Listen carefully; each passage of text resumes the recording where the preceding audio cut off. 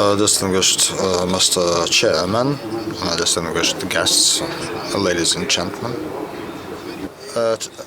To speak today about the war and peace in Europe and the necessity to build a new system of European security is quite an ambiguous and sensitive topic. I'm taking the challenge since you cannot deny that we need to think over and speak about that. I mean that we live in a period of time when there is an impression that all principles of international relations accepted or adopted some time back are not being followed. It's the period of the dominance of the force, and which imposes some regimes on other countries. I can state very strongly that neither of the two postures are acceptable, specifically from the standpoint of a small country such as Croatia, and used to be its president for the period of 10 years. The truth is that starting from 1975, when in Helsinki there was a 2-month conference on security and cooperation in Europe, and when the final act was signed, which, as we hoped, would be the introduction to the new chapter of the European history. But much time has passed since then. More than 40 years have passed. So, but would it be the reason for us to forget about all the agreements made at that time with the involvement of 35 countries, including the United States and Canada? And I can tell you that we cannot. And starting from the end of World War II until now, Europe has witnessed the longest peaceful period in its history. It's true that we saw some terrorist attacks, and Red Brigades is one example. Frozen conflicts are activized again. But the continent for more than 70 years has been living in peace. It's comparable with life expectancy. But I should deduct wars from that period resulting in the collapse of the Yugoslav Federation, and they could have been the potential for turning the European territory into the battlefield, but we managed to confine them to the territory of Yugoslavia. But anyway, dozens of thousands of people were killed and hundreds of thousands became refugees.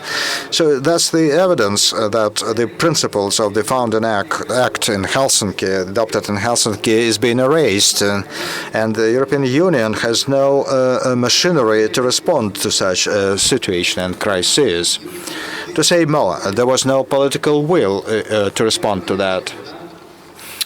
And I realize it only too well, since I used to be the last chairman of the Presidium of the Supreme Council of Yugoslavia, and I visited most of the influential European and UN countries, trying to convince people that a bloody war would start in Yugoslavia if they didn't do anything about that, if they didn't stop the expansionist policy of one of the countries of the Yugoslav Federation, Serbia. They didn't believe me, or didn't want to believe, but nothing was done, and then, now it's history. Following those wars leading to the disintegration of Yugoslavia, Europe returned to the time of peaceful coexistence again, and nobody could expect that in spring of 2016 we will find ourselves in the environment that reminds us of the Cold War times. It is characterized by mistrust and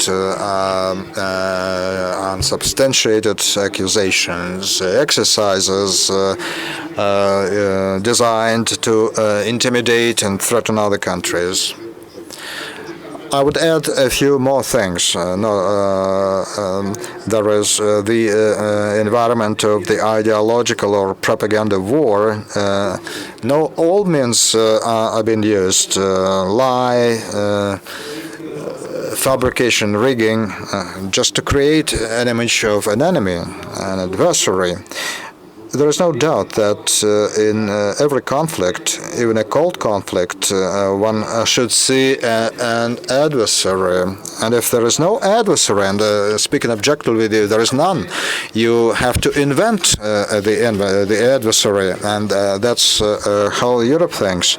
But Europe is not an isolated island, and along its borders, we are witnessing some events that run absolutely counter to the final act, founding act of Helsinki of 1975. It results in a migration crisis, and Europe demonstrated its inability to cope with that, as well as the global terrorism, which by and large is a side effect, a collateral effect of the forced change of governments in those countries. And that is the imposition of Western-type democracy without any regard to the specificity and cultural essential things and features of those countries.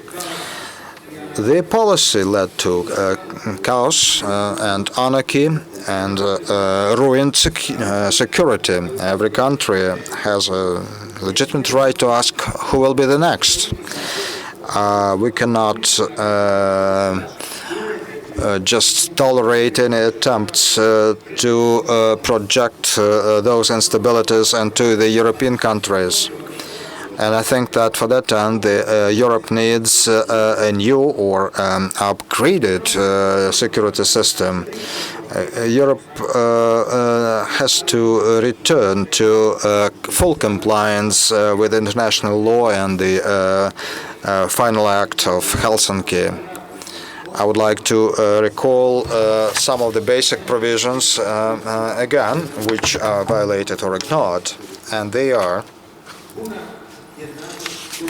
full equality of sovereign states, a refusal from use and force, peaceful resolution of all disputes and conflicts, non-interference into home affairs of other countries, right of peoples and nations for self-determination, cooperation between the states, and fair and faithful observance of international treaties.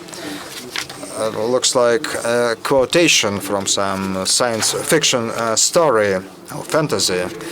But speaking seriously, to my regret, Europe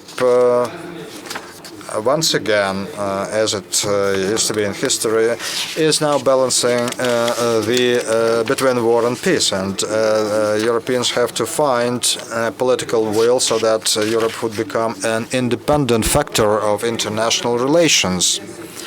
First of all, we should revive the spirit of Helsinki, and which is to be further promoted. I cannot doubt that Europe can do that, given the deep crisis which is raging not only in the EU, but the crisis of the idea of the European unity itself. But I cannot find any other solution, and I can add that Europe should not agree to participate in the dangerous confrontation with the Russian Federation, which is imposed on Europe.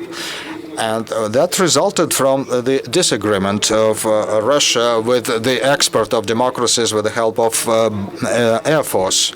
Europe should realize that not a single member of the European Union will be able to implement long-term objectives unless they realize what long-term objectives Europe has. And the Russian Federation is to be the party to that development. Sometimes, if you want to make progress in the future, you need to learn from the lessons of the past. And it seems to me that it's exactly the time Europe should do that. And if we look into the past, we should really focus on the Helsinki meeting, despite the fact that the environment at that time was entirely different. So Europe is really now on the brink of the situation when it has to do everything to make everything possible, not to be turned into a missile range, a proving ground of superpowers when governments and social systems are imposed on the countries under the pretext of promoting democracy.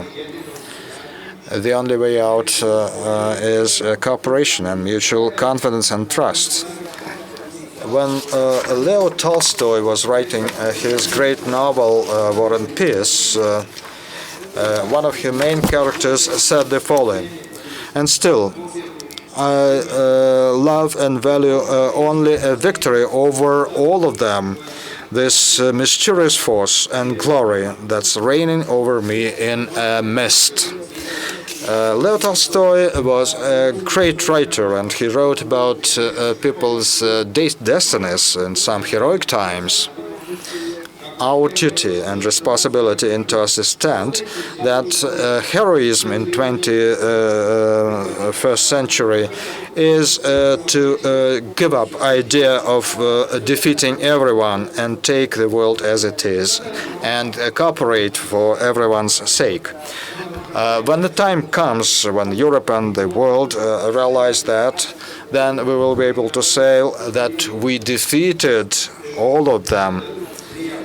We defeated all of them, perhaps with using the threat of war, real or invented, and global terrorism trying to deprive us of peace. So my appeal is, let us not give them that chance. Thank you for your attention.